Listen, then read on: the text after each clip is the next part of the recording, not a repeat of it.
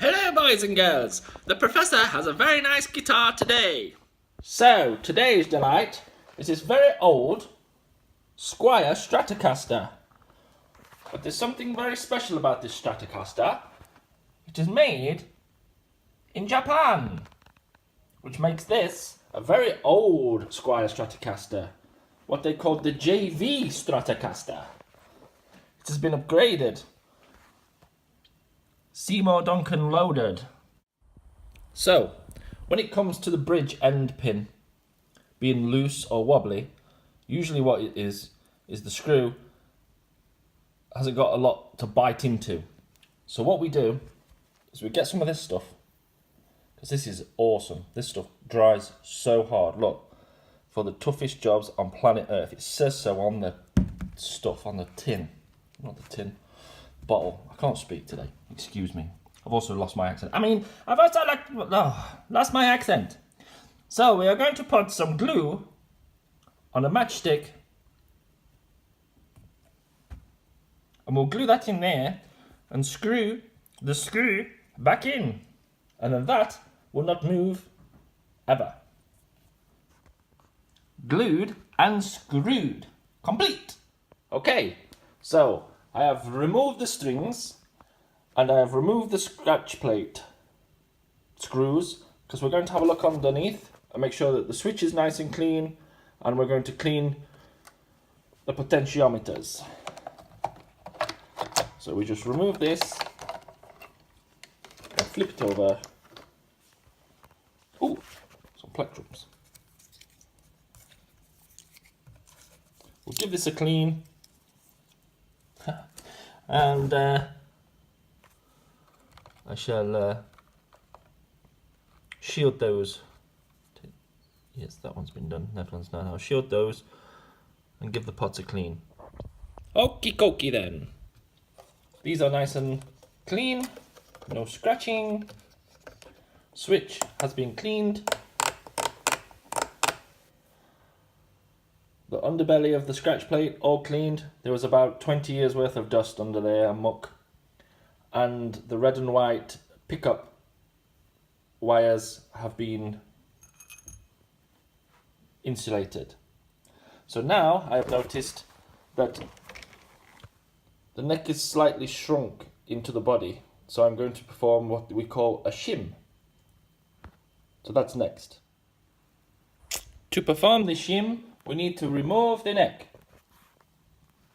Neck removed. Very thirsty work in the laboratory.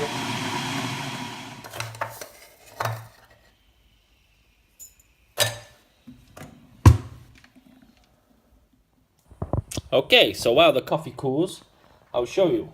I have placed shim in the neck cavity. I will then reattach the neck, and hopefully the neck will sit more like that rather than like that. You will see. Now that is a cool find. 2nd of the 7th, 1985. Hell yeah. Okay, so now you can see that the neck sits more straight with the edge of the body. That's not helping. Whereas before, the neck tapered down into the body. Now it's up and level with the body, which means we can get a better action on the guitar. Okay, so the next job now, I have cleaned the neck, apply the strings. Okay, so the strings are back on now, and you can see I've done some adjustment on the bridge, but the action's much better now that the neck's been shimmed up. I've just done some adjustment and it's playing cool. Very nice.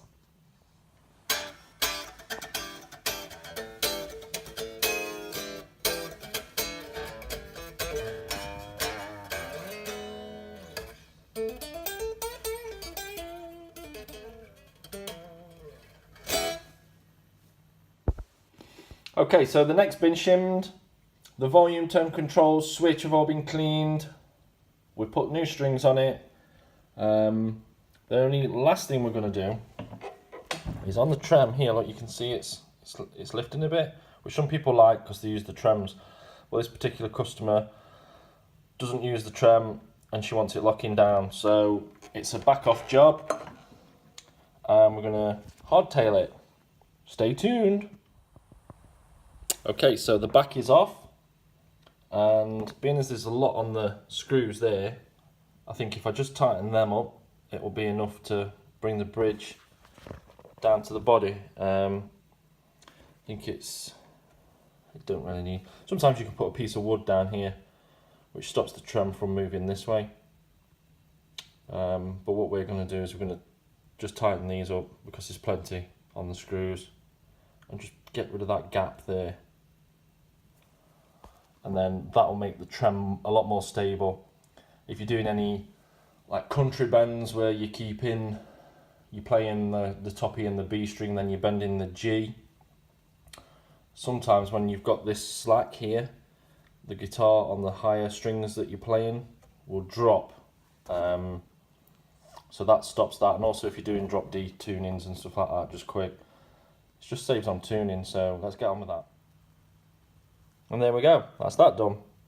It's solid down to the body now, which will help with all the tuning. Excellent. And that's the end of that. So, in the last 5 minutes or so, you've seen what's taken me about 35 minutes to just overhaul this Squire, really. So it's had a full service.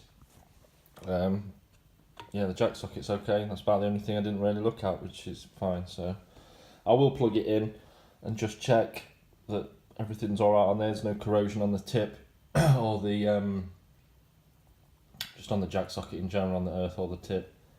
But that's pretty much it.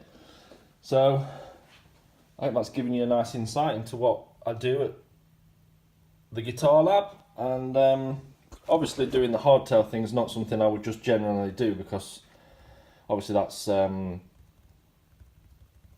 to you if you want. But I know that Libby does down tune, and she never uses a trem, because I've got another guitar of hers which is an Ibanez Gem, the Floyd Rose, and we're going to hardtail that as well, get it so it just stays as is.